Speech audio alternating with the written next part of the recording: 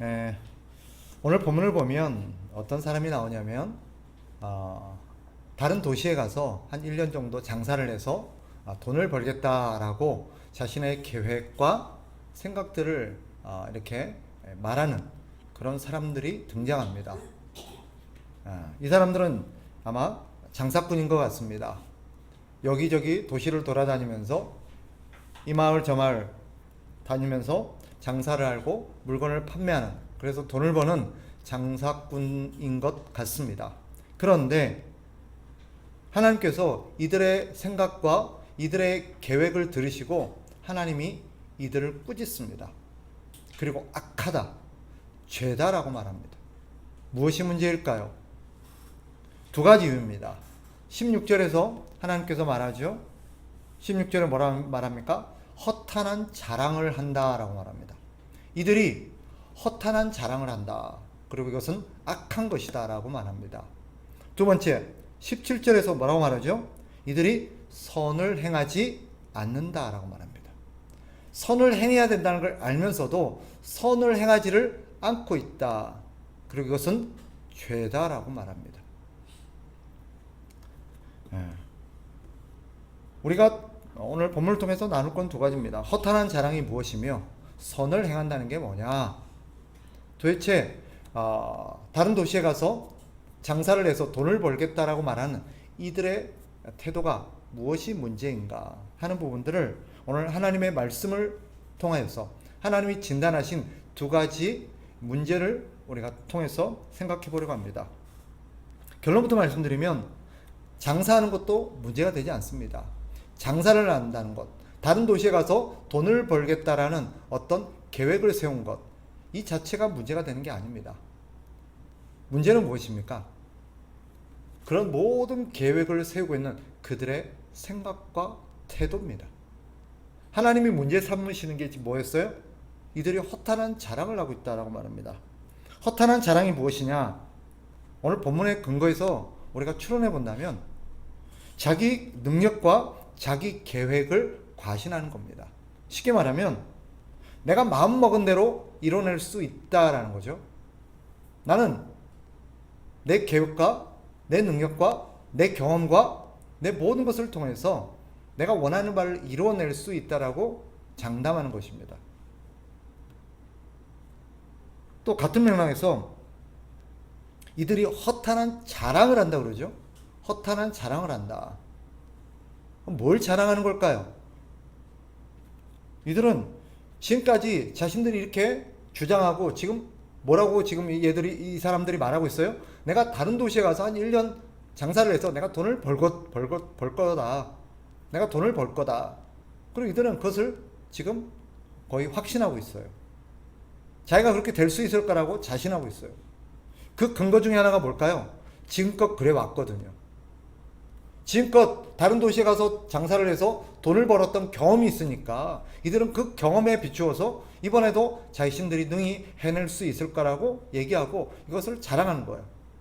그런데 하나님께서 허탄한 자랑을 한다라고 말합니다. 왜 이게 허탄한 자랑일까요? 여기서 허탄한 자랑이라고 말하는 것을 우리가 직역해서 본다면 어떠냐? 허풍이라는 뜻이에요. 허풍, 허세라는 거예요. 쉽게 말하면 자기가 한 것도 아니요, 자기가 제대로 해놓은 것도 아닌데 마치 이 모든 것들이 자기가 한 것처럼 허세와 허풍을 늘어놓고 있다는 뜻입니다. 지금껏 이루어진 성과들이 자신의 노력의 결과라고 생각하고 있는 거예요. 이들의 문제의 본질은 뭐냐? 이들의 문제의 본질은 장사하겠다는 것도 아니고 어떤 계획을 통해서 돈을 벌겠다는 것도 아닙니다. 문제의 본질은 이들의 계획 속에 하나님께서 문제 삼으시는 핵심은 이들의 인생 속에, 이들의 계획 속에 하나님이 없다라는 거예요. 그러니 이들은 하나님의 뜻대로 되는 것이 아니라 자신들의 뜻대로 될 것이라고 생각하는 것입니다. 지금껏 이루어진 모든 일들이 하나님의 도움이 아니라 하나님의 은혜의 결과가 아니라 내 노력과 내 수고의 대가라고 자랑하고 있다는 거예요. 하나님은 이런 이들의 이야기들을 허탄한 자랑이다라고 말합니다. 그리고 이것은 악한 것이다라고 말합니다. 뒤에 가서 이것이 왜 악한지 다시 한번 정리하겠습니다. 아울러서 하나님께서는 이들의 허탄한 자랑과 더불어서 또 한 가지 죄를 지적하셨죠. 17절에서 무엇이었습니까? 이들이 선을 행하지 않는다라고 말합니다. 선을 행해야 되는 줄 알면서도 선을 행하지 않고 있다는 것입니다. 이것이 죄다라고 말합니다. 선이 무엇입니까? 성경의 전체 내용을 종합해 보면 선은 하나님의 뜻을 알고 하나님의 뜻을 따르는 것입니다. 오늘 본문에도 그게 나와요. 아까 앞에서 지적했던 것처럼 하나님께서 이들을 지적하시죠. 자, 15절 보세요. 15절을 봅니다. 같이 한번 읽어볼까요? 시작. 너희가 도리어 말하기를 주의 뜻이면 우리가 살기도 하고 이것이나 저것을 하리라 할 것이거늘. 이들은 주의 뜻을 알고 주의 뜻대로 자신들이 어떻게 해야 된다는 것도 알아요. 이들은 마땅히 어떻게 고백해야 되고 어떻게 살아야 되는 사람입니까? 15절에서 하나님께서 말씀하시죠. 이들은 어떤 고백을 해야 돼요? 우리는 주의 뜻을 따라서 주님께서 이것을 하라고 하면 이것을 하고 저것을 하라고 하면 저것을 해야 되는 사람인 줄 압니다라고 고백해야 마땅하다라는 거예요. 하나님 그렇게 말씀하고 계세요. 그런데 이들이 선을 행할 줄을 알면서도 행하지 않고 있다는 거예요. 선이 뭐예요? 하나님의 뜻을 알고 하나님의 뜻에 순종하는 거예요.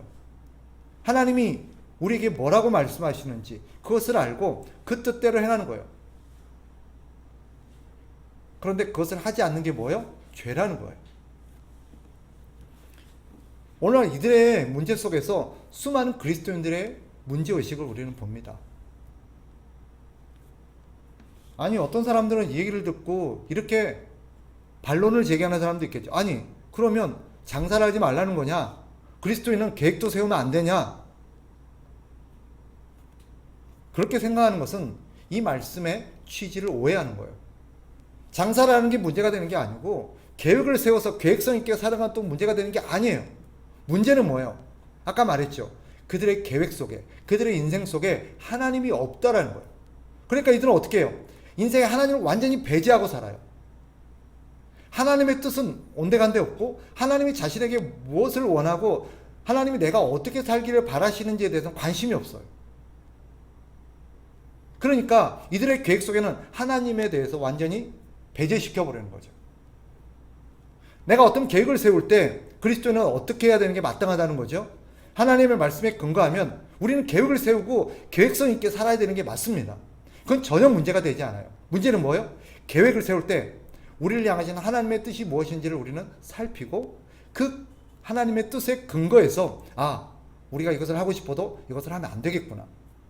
또 이렇게 하려고 해도 하나님의 뜻이 이것이니 이렇게 해야겠구나. 예를 들면 단적인 예를 들어볼까요? 오늘 이들의 어떤 생각과 계획을 빗대어서 우리가 한번 생각해 봅시다. 이들은 지금 장사꾼이에요. 장사를 할 거예요. 그래서 자신들은 이 장사를 해서 내가 한 1년 정도 이런 장사를 어느 도시에 가서 해서 내가 돈을 벌 거다. 그래서 그 돈을 내가 벌어가지고 내가 어떻게 살아야겠다. 계획을 세웠습니다. 그런데 이들이 하나님을 알고 하나님을 믿는 사람이라면 이들의 계획 속에 하나님이 있었어야 돼요. 예를 들면 내가 아무리 열심히 장사해서 돈을 번다 할지라도 주일날만큼은 하나님 앞에 나가서 시간을 구별해서 예배를 드리고 하나님 앞에서 내가 항상 하나님을 섬기는 일에 힘쓰리라. 또 내가 장사를 한다 할지라도 하나님께서 기뻐하시지 않는 일에는 내가 손대지 아니하리라. 아무리 돈이 많이 되고 아무리 그것이 요즘 인기가 많고 한다 할지라도 이것은 하나님이 기뻐하시지 않는 방식이라고 한다면 난 그런 것은 안 할 거다. 적어도 신자라고 하면 팔지 말아야 될 것은 안 팔 거다. 팔더라도 사람을 속여가면서 팔지는 않겠다. 이윤을 남기더라도 사람들이 속여가면서 내 양심을 팔아가면서까지 내가 장사를 해서 돈을 벌지는 않을 거다. 이런 거죠. 그런데 이들의 계획 속에는 하나님의 말씀에 근거한 뭐예요? 그런 게 전혀 고려되지 않아요. 오직 이들의 마음속에, 이들의 어떤 계획 속에는 뭐밖에 없어요? 돈 벌 일밖에 없어요. 오직 어떻게 하면 돈을 많이 벌까? 어디 도시에 가면 돈을 많이 벌까? 어떻게 하면 돈을 많이 벌까? 하나님은 그것을 지금 악하다고 말씀하시고 그것을 죄라고 지적하시는 거예요. 너희 계획 속에 하나님이 없다라는 거예요. 하나님을 고려하는 게 1도 없다라는 거예요. 이건 장사하는 사람들에게만 해당될까요? 아닙니다. 여기 있는 우리 모두에게 해당돼요. 공부하는 사람대로 내가 어떤 공부를 해서 어떤 대학에 가서 어떤 내가 직장을 취업할 거다. 좋지요. 그런 계획이 있어야죠. 그러나 그 계획 속에 하나님이 있어야 돼요. 하나님이 있어야 돼요.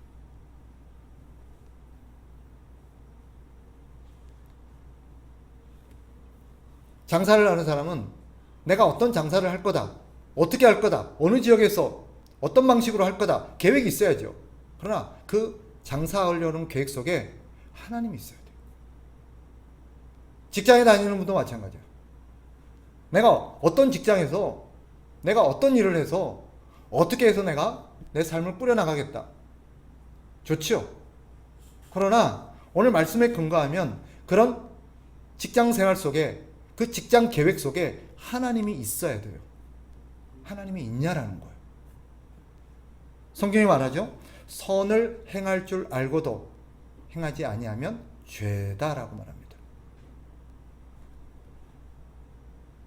우리의 계획 속에 하나님이 없고 하나님을 고려하지 않는다면 우리는 지금 죄입니다. 어떤 사람들은 그 죄라는 걸 모르고 살아가요. 아니, 많은 그리스도인들이 그렇게 살아갑니다. 여러분, 이들이 비그리스도인이 아니에요. 15절에서 말하는 것처럼 너희가 하나님의 뜻을 알고 하나님의 뜻이면 이렇게도 하고 저렇게도 해야 된다는 걸 알면서도 그렇게 마땅히 말해야 될 사람이 그렇게 말하지 않고 있다라고 지적하고 있어요. 이들은 하나님을 모르는 사람도 아니고 비그리스도인이 아니에요. 그리스도인이에요. 그런데도 이들의 계획 속에 하나님이 없어요. 그러니까 하나님께서 악하다라고 말하고 죄라고 말합니다. 그리고 하나님께서 뭐라고 말씀하십니까? 14절로 가보세요. 같이 한번 읽어볼까요? 14절 시작. 내일 일을 너희가 알지 못하는도다. 너희 생명이 무엇이냐? 너희는 잠깐 보이다가 없어지는 안개니라. 우리 주님께서 이 말씀 안에서 하고 있는 게 뭐예요? 네 인생이 너 뜻대로 될 것 같지? 네 계획대로 될 것 같지? 아니야. 너는 안개와 같은 존재야. 잠시 있다가 사라질 거야. 내일이라도 없어질 안개 같은 존재야. 네 인생은 절대 네 뜻대로 되는 게 아니야. 네 계획대로 되는 게 아니야. 믿음이 있다는 게 뭐죠? 믿음이 있다는 것은 하나님의 주권을 인정하고 내가 하나님의 통치 아래서 하나님의 주권 아래에서 살아가는 존재라는 것을 인정하는 거예요. 만약에 여러분들이 이 두 가지에 맞습니다, 네 라고 고백하지 못하면 여러분들도 오늘 본문에 근거한 이 장사꾼들과 똑같은 태도를 갖고 살아가고 있는 거예요. 첫 번째 질문이 무엇입니까? 여러분이 인생의 주인이 하나님이시고 여러분은 하나님의 뜻대로 하나님의 주권대로 하나님의 계획대로 따라야 될 존재라는 것을 여러분이 인정하시냐라는 거예요.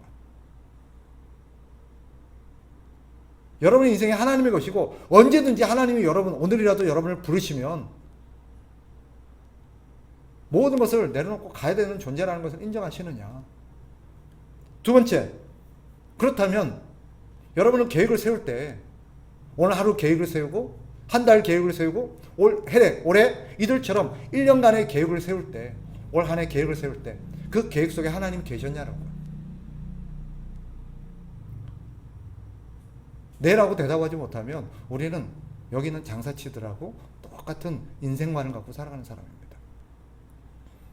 사실 우리가 인정하고 싶지 않고 우리는 다르기를 바라지만 이 장사꾼들의 모습은 오늘날 우리들의 모습을 그대로 보여주고 있습니다. 우리의 계획 속에 하나님이 없어요.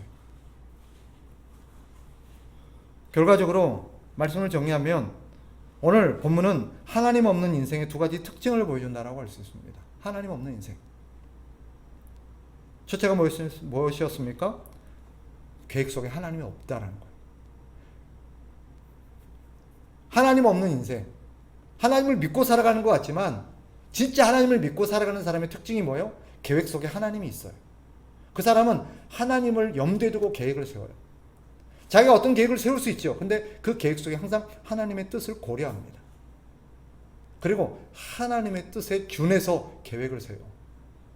진로 계획도, 결혼 계획도, 이사 계획도, 장사 계획도, 모든 계획도. 그러나 하나님 없는 사람의 특징이 무엇입니까? 하나님의 뜻대로 계획하고 사는 게 아니라 순전히 자기 뜻대로 계획하고 살아갑니다. 하나님 없는 인생의 두 번째 특징이 무엇입니까? 오늘 본문과 관련한다면 감사가 없어요. 하나님께 영광을 돌리지 않아요. 뭔가 성취물이나 그간의 모든 것들을 자기 공으로 돌려요. 그러지 마셔야 돼요. 우리가 어떤 것들을 소득물이라든지 어떤 열매를 얻게 되었으면 그것은 하나님이 주신 은혜의 선물이라는 것을 우리는 깨달아야 돼요. 그래서 우리의 모든 삶의 모든 것들이 하나님의 선물이라는 걸 알고 항상 하나님 앞에 감사할 줄 알아야 돼요.